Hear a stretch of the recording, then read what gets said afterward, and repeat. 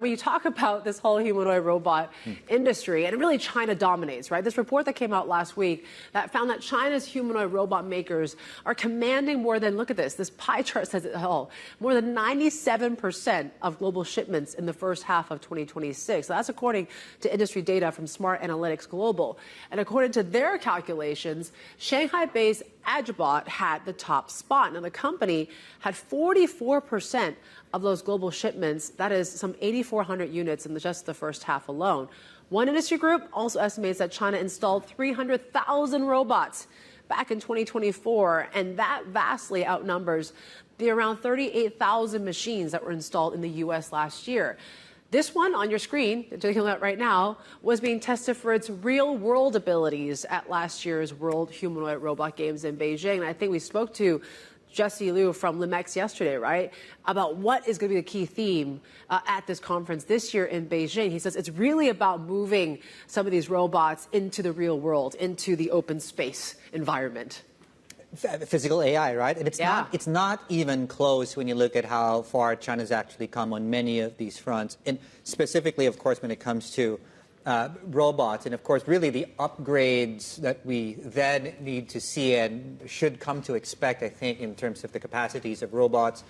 And I think also interesting is, I mean, people talk about this as a zero-sum game. To what extent will robots replace humans?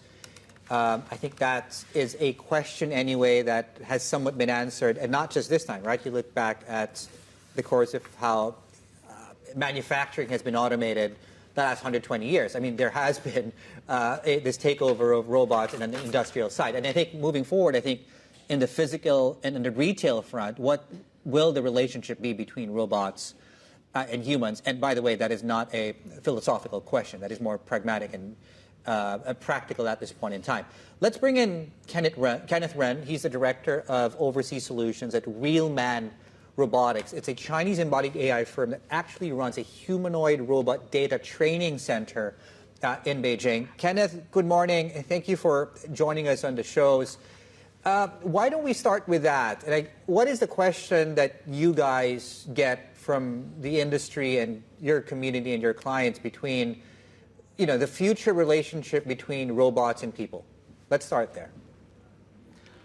Okay, for the robot and the human workers, we think that the robot cannot replace the human workers, or maybe the human workers will not lose their jobs. Because why we develop or why we design the robot, we want the robot to really help people, help human workers do something in the real task, not replace the human workers. And for example, we think that the robot can help human workers to do what the people don't want to do or what the people cannot do, even in some dangerous scenarios. And to be honest, we think that in the near future, the robot cannot replace or cannot control the whole task independently without humans. So maybe we need to have a human and robot collaborations. For example, the robot do some standardized task, and the human do some like the judgment, like some high-risk decisions. And I think that is why we use the GLN or we use the teleoperation devices, because we think that use teleoperation devices, we can control the robot in anywhere remotely. And on the other hand, we think that, when we use the teleoperations devices or when we use the robot, some roles will be created. For example, we need some human workers help us to control the teleoperation devices, and we need someone to help us to do some data collections. So it means that the work will not be replaced. They just change the word from the direct control to the maybe managing. So that is what we think, that not replace the human workers. Yeah, can you just walk me through what it looks like in these robot schools that you have? What does it take to train a robot, for one thing? And I know it could be a pretty costly sort of operation, but I'm guessing you need a tremendous amount of training data. Is there enough of that training data out there now? Yes, more and more company has launched the different type of the robot. So it means that the robot has maybe beyond from the lab or some simulation environment to the real world environment. So maybe first about the robot training platform, we think maybe next generation of the training platform will focus on, for example, like factory, like warehouse, or even some service environment. And we don't want to teach the robot to do some 1 or 2 or 3 specific action. We want the robot maybe can identify, even adapt to the different task or different environment, even some unexpected situations. And that's why we think there's maybe 3 steps or 3 stages of the robot training or robot features. First is about to use some teleoperation devices to control the robot. For example, put a bottle of water on the table or do some window cleanings. Although maybe it will use the 5 minutes or 10 minutes, but when we moved to the second stage, that is, we will collect some data during this process, or maybe we can know the details of each actions, and we can continue to move the third stage that will to train the mode of the robot by this newly collected data. So it means in the future, when we have more and more data or when we have more and more details, the robot will be more and more quickly, maybe from the 5 minutes to 3 minutes to 1 minute, even 30 seconds. And we think the long-term goal is that the robot can planning or making some decision by themselves. That is what we want. Oh, okay. So, I mean, riddle me this. So in a year's time, because you're very close to the data and what robots are capable of doing, and I think part of what you guys do is upgrading that skill set, what would be the most advanced thing a robot you think would be capable of in a year's time? You mean what the robot will really do, right? In the yes. near future. We think that, yes. For example, do some highly standardized task or do some high repetitive task. For example, moving the box. And sometimes we have some problem. For example, like night shift demand, or for example, like some labor shortage problem. I think that is the robot can do in the near future because they can really help humans to solve these problems, not to replace the human workers. Okay.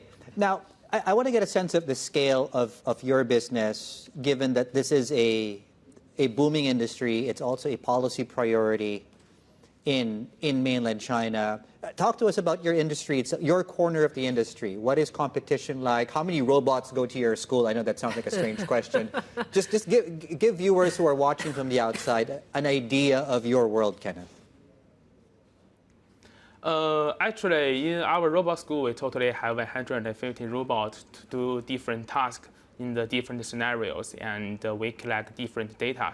We also, our customers also, they want to define or they want to design their own scenarios, and we also can help our customers do this task. And during this process, we also use the teleoperation devices to control the robot, to collect each details and each data. And we think this is a good way, and this is maybe the quick way for now, because the model, we need to give some time to the robot, and we need to give some maybe more money to the robot for the trainings. So that is why we choose the teleoperation devices.